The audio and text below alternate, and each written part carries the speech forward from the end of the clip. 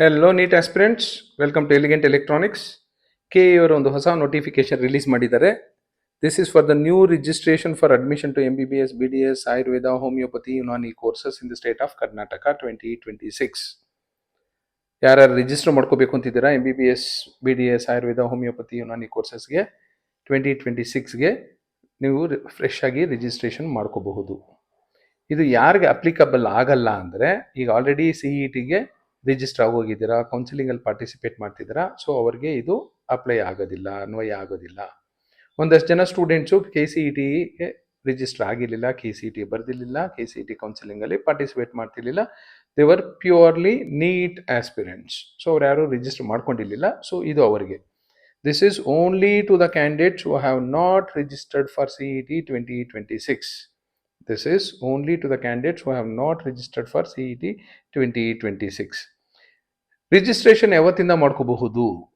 Registration is open from 17th July 2026 to 24th July 2026.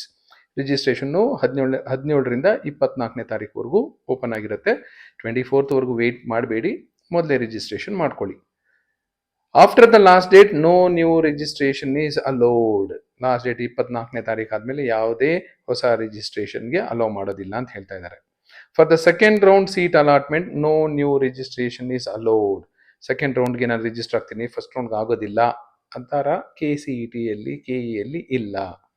For the third round seat allotment no new registration is allowed. Second ರೌಂಡ್ಗೂ ಇಲ್ಲ, third ರೌಂಡ್ಗೂ ಇಲ್ಲ. ನೀವು registration ಮಾಡ್ಕೊಳ್ಳೋ ಹಾಗಿದ್ರೆ ಈಗಲೇ ಮಾಡ್ಕೋಬೇಕು. ಬಟ್ ಇನ್ನೊಂದು ಎಕ್ಸೆಪ್ಷನ್ ಕೇಸ್ ಇದೆ. ಸ್ಟ್ರೇ ವೇಕೆನ್ಸಿ ರೌಂಡ್ ಸೀಟ್ ಅಲಾಟ್ಮೆಂಟ್ಗೆ new registrations are allowed. Schedule will be published later. Only stray vacancy ರೌಂಡ್ಗೆ ಬೇಕಾದರೆ ನೀವು ಫ್ರೆಶ್ ಆಗಿ ರಿಜಿಸ್ಟ್ರೇಷನ್ ಮಾಡ್ಕೋಬಹುದು. ಫಸ್ಟು, ಸೆಕೆಂಡು, ಥರ್ಡ್ ರೌಂಡ್ಗೆ, ಸೆಕೆಂಡ್ ಆ್ಯಂಡ್ ಥರ್ಡ್ ರೌಂಡ್ಗೆ ಅಲೋ ಮಾಡೋದಿಲ್ಲ ನ್ಯೂ ರಿಜಿಸ್ಟ್ರೇಷನ್. ಈಗ ಫಸ್ಟ್ ರೌಂಡ್ಗೆ ನೀವು ರಿಜಿಸ್ಟ್ರೇಷನ್ ಮಾಡ್ಕೋಬೇಕು. Candidates who have registered for CET 2026, already ನೀವು CET 2026ಗೆ ರಿಜಿಸ್ಟರ್ ಆಗಿದ್ದೀರಾ. ಸೊ ಅಂಥವ್ರಿಗೆ link will be given on the KE website shortly to add their NEET roll number. ಒಂದು ಲಿಂಕ್ ರಿಲೀಸ್ ಮಾಡ್ತಾರೆ. Keep visiting KE website.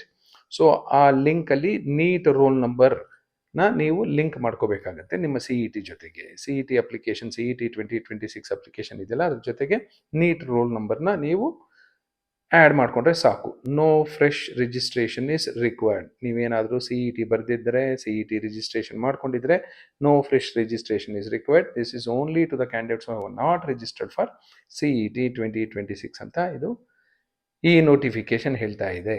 So ಯಾರ್ಯಾರು register ಮಾಡ್ಕೊಂಡಿಲ್ಲ, ತುಂಬ ಜನ ಮೆಸೇಜ್ ಮಾಡ್ತಿದ್ರಿ, ನಾನು 750 rupees ಕಟ್ಟಿಲ್ಲ, ರಿಜಿಸ್ಟರ್ ಮಾಡಿಲ್ಲ, ಏನು ಮಾಡೋದು ಅಂತ. ಈಗ ಆಪರ್ಚುನಿಟಿ ಕೊಟ್ಟಿದ್ದಾರೆ, ಮಾಡ್ಕೊಳ್ಳಿ up to 24th.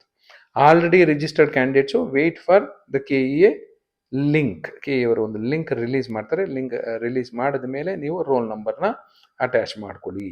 Okay, thank you and all the best for your counselling.